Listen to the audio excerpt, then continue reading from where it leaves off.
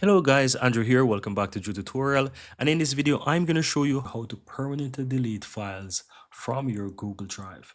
So once you're on Google Drive, whether it's on a folder or wherever it is, you have a file that you want to permanently delete.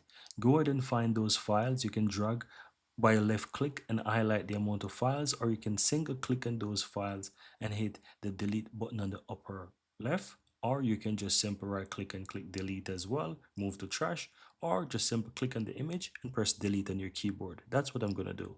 And you can see right there that it deletes the file. You can also, as I said, click on it, right click, and click and move to trash.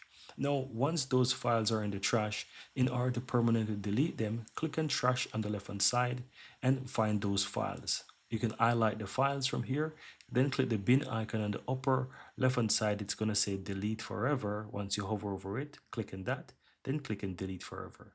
And that's how you go ahead and permanently delete files from your Google Drive. Very easy and very simple.